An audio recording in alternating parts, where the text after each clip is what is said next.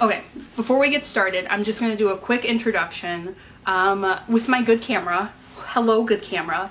So if we were in the room for my level 6, y'all would see my amazing outfit. I am wearing a blazer for y'all. I got my hair did, I got my makeup on. We in quarantine, but I still got that makeup on, and I miss you guys so much. What makes Alverno is you. I can't even put into words how thankful I am for you. So I hope you all enjoy my level 6. I did record it on Zoom, so get ready for that. But it'll be so good. I'm so excited. Okay, here we go.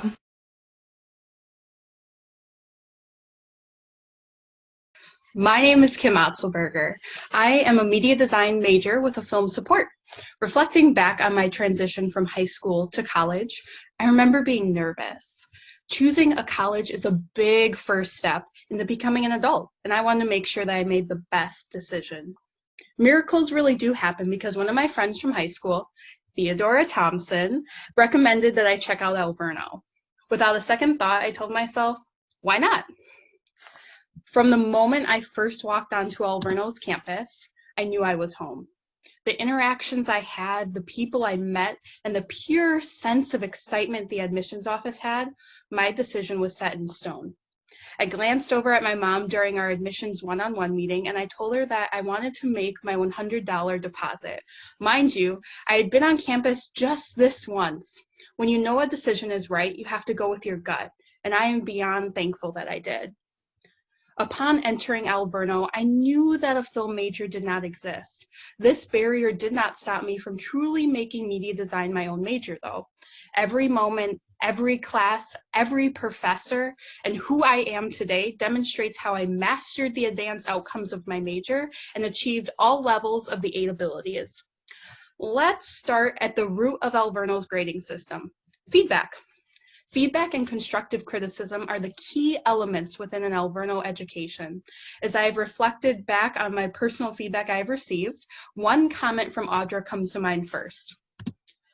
During my level 4 presentation, where I explored my achievements during my first 2 years at Alverno, Audra commented that while my art had humor, originality, and a sense of collectiveness, she wanted to see a little bit more. Audra challenged me to step outside of my comfort zone and create art that was unlike anything I've done before. This was a moment that would then change my developmental journey forever. As I sat with this piece of feedback, I explored my own personal interests deeper. If I were to throw myself into the film industry, what kinds of films would I want to create? What genre would I want to work in? Where did I see myself feeling the most alive? Then it hit me: horror. Once this realization hit, a domino effect of independent studies, research projects started to bounce one right after the other. It was as if this moment of realization was the turning point for what is now my brand. A brand that needed a sense of structure, of unison, of togetherness. This brand development demonstrates Media Design Advanced Outcome 1, which states, uses integrated communication strategies, technological proficiency, and artistic principles to design purposeful and creative media, which acknowledges the context of media development across cultures. As my brand continues to grow, 2 art pieces that I would like to reflect on are The Shape of Suspiria and The Goat of Death. As I look at my art from the beginning of my Alverno education to now, I see that shift that Audra was looking for, that shift that showcases meaning, deep research, reflective intent, and key elements to make the audience think. The Shape of Suspiria is a piece that was inspired by Luca Guadagnino's Suspiria, which came out in 2018, and Guillermo del Toro's The Shape of Water, which came out in 2017. The journey of this piece started as a free-range digital art assignment in Dara Larson's digital art course. She gave us the instructions to research 2 of our own personal artistic inspirations and create an art piece that showcased elements of both of their styles. Well, of course, my 2 choices were Luca Guadagnino and Guillermo del Toro, yet how could I combine both of their film styles? As I worked on the piece, I wanted the focal point to be in the eyes. Using a common symbol of Suspiria, I drew hands dancing in his eyes.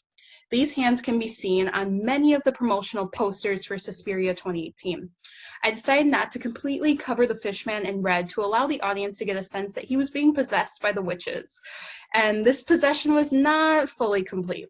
As he watched the witches dance around him, their reflections in his eyes, he slowly started to feel his body losing control. The framework I created this artwork in was a content, form, intent framework. Once I came up with the foundation of the fish man, I explored different techniques in Photoshop until I found the most relaxing one was to recolor using the paintbrush one color at a time. The meaning behind the piece came once I completed the hands and the eyes, and then I felt comfortable with the intent of the piece. Looking at the piece now, I believe it captures both the aesthetics of Luca Guadagnino and Guillermo del Toro in a perfect waltz. The Goat of Death was inspired by my fascination with the biology of a horned goat. I know, wild, right? But just hear me out. Ever since I was young, I have thought that a goat was visually appealing. This fascination definitely started after my first viewing of Guillermo del Toro's Pan's Labyrinth. In one of the opening scenes, a fawn emerges from the crevice of a rock wall, entangled in old branches, moss, and roots. As the light glistened off of his eyes, that was it. I felt the creative muscles in my body tense up, and I would spend days drawing him, one sketchbook page after another. This obsession with the fawn became buried over the years until I unearthed it with this exploration in the horror. As I started sketching the beginnings of this piece, I used many reference photos and carefully placed each line. The Goat of Death was definitely created in the intent form content framework. My intent was to draw the skeleton of a goat and make it as realistic as possible. I wanted to take my time with this piece. As the form started to take shape, I made myself work strictly in the cognitive domain. As much as I wanted to go forth with my normal art-making technique of intuitive creation, I needed this piece to be perfect. To me, this was a step of research. When an audience sees this piece, I would want them to feel a sense of calmness, but uneasiness as well. The placement of the third eye and on the forehead indicates a creature not of this earth. The third eye is unnatural, unusual, unique. Yet with the floral bottom around the skull, a viewer can't help but be drawn into the piece. Monsters. That's what many people would say comes to mind when they look at my pieces. Monster is a term that is used by so many to describe a character of great terror or intimidation, yet my love for creatures in film is only fueled by curiosity and wonder. I have found myself drawn to the weird, the bizarre, and the unexplainable ever since I was very young. Pan's Labyrinth, Hereditary, Midsummer, and Suspiria are all prime examples of what I want to create as a filmmaker, and films that meet this unique set of interests I have. If there was ever a film that had the creatures of Guillermo del Toro, the horror Ari Aster brings to the screen, and the aesthetics of Suspiria, I believe it would be the perfect film. Also, it would be my film, so get ready. Completing an art piece is not the only blissful moment I have had at Alverno, though. In the spring and summer of 2018, I participated in my internship with Strategy House. This internship allowed me to demonstrate Media Design Advanced Outcome 3, which states, applies frameworks and theories from multiple disciplines to synthesize effective design solutions that address the diverse needs and perspectives of local and global clients and audiences. Through this internship experience, I was able to not only gain incredible networking connections, but I was able to practice all of my advanced media design outcomes as well. Strategy House gave me the role to work like a freelance videographer, working closely with my mentors, Bridget Palm and Katie Felton. I was tasked with creating videos documenting their different manufacturing-focused clients. This not only gave the perspective of what it is like working for multiple clients, but also allowed me to experience an environment in the workforce I have never seen before. This gave me the developmental practice and feedback I needed to create stronger video representation. Looking back at my work for Strategy House, I can see where my content needed improvement, but this is all part of the learning and developmental process. After my internship, I still wanted another experience that would allow me to gain more knowledge into my creative field. As an active member of the Doherty Scholars, an idea bounced in my head. As my brand started to evolve into a horror focus, what opportunities could be out there for me to learn? After completing my independent study on the horror genre in spring of 2019, the Center for Academic Excellence believed I could take this independent study a step farther.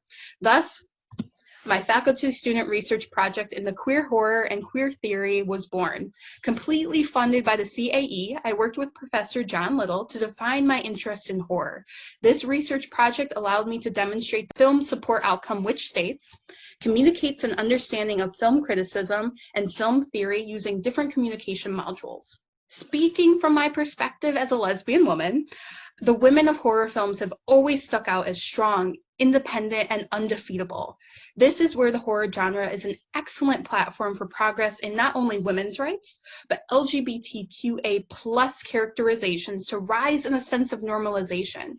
In horror films, these characters do not need to spend the entire film figuring out how to come out. They are there, they are queer, and they are ready to defeat the evil at hand. Building on the LGBTQA plus advances made by the 70s, 80s, and 90s horror films, such as Alien and Scream, I examined recent horror films such as Suspiria and The Perfection for this project. The idea of identity as free and flexible and gender as a performance, not an essence, is one of the foundations of queer theory. This foundation is what I based my research on. This research project resulted with the opportunity for me to present at the 28th Annual St. Francis Writers' Conference at the University of St. Francis in Illinois.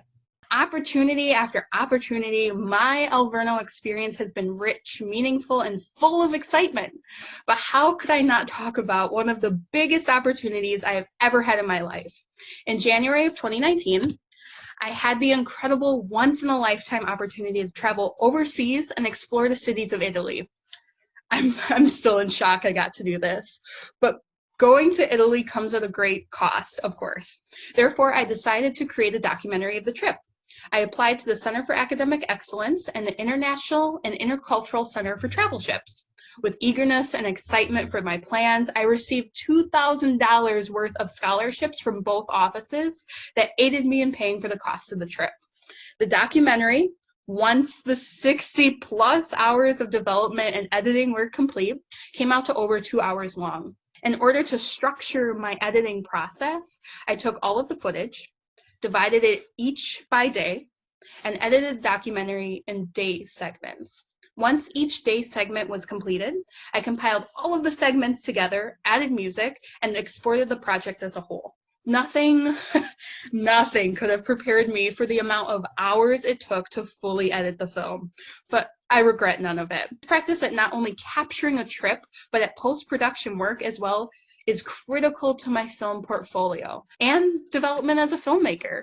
Also, Italy was beyond gorgeous and everything you ever could have imagined. Now that we're coming to the end of my Alverno experience, the last of my big projects was to work on the senior show with my peers. My roles during the senior show were to design the advertisement and organize the one-page resumes. As I completed these tasks, I made sure to connect with all of my group members from Group 1. While I was in charge of these aspects of the show, I wanted to include as many opinions and recommendations from my team as much as I could.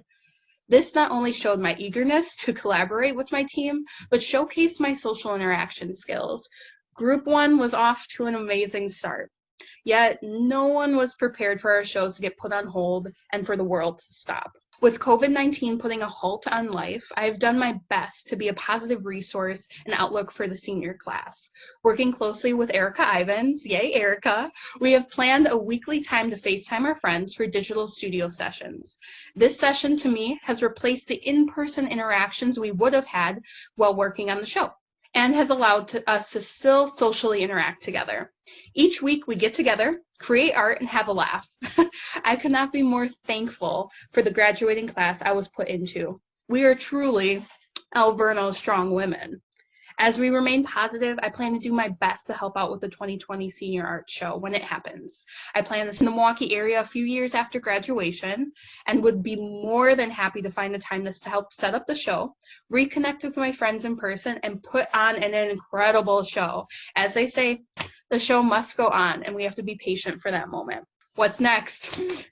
What's next is a question that is both exciting and intimidating at the same time. Looking at my accomplishments over these past 4 years, a commonality I can see within each independent study research project and class is that I have challenged myself to never peak. While I always set goals for myself, I believe I will always continue to find new ways to take my projects a step farther. Each project I completed at Alverno has led me into my next project. And then another one. And then another one, and the list goes on and on. As my developmental chart continued to get bigger, so did the projects at hand. Using the Alverno abilities, the advanced outcomes of both my major and support, and the artistic frameworks and domains, I navigated my journey through Alverno to get the most out of my education. This mentality will never stop. I plan to continue working on my novel idea, fueled by my own personal fear of arachnophobia. As I have studied horror films, I believe the most successful horror films are the ones that feel real. Therefore, to make the fear aspect of my story feel real, I have to focus on a subject that is my worst fear. Spiders, okay. I plan to continue making video content for Bear Heart Productions, my YouTube channel I started my freshman year of college. It's still going, people. This content will not only strengthen my storytelling skills, but it will also allow me to practice my video production skills.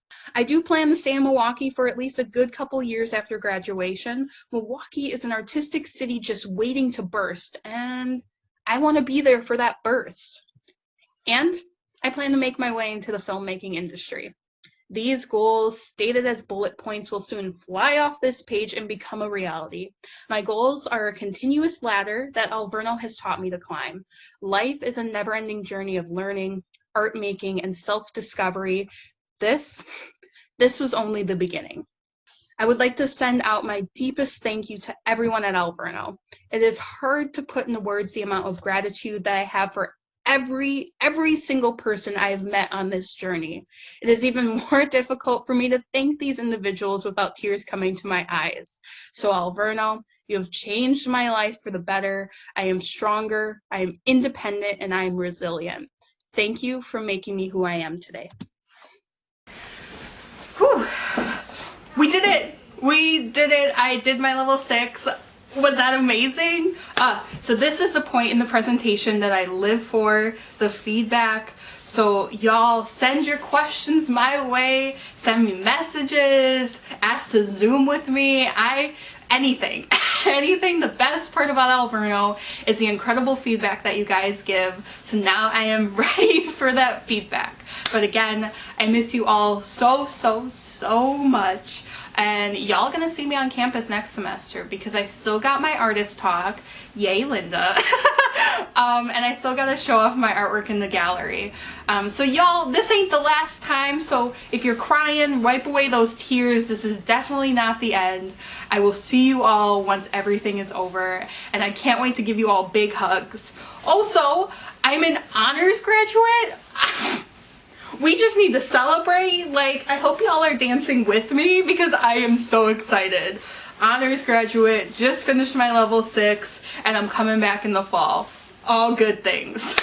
So I hope you all have an amazing rest of your day, and I look forward to hearing back from you.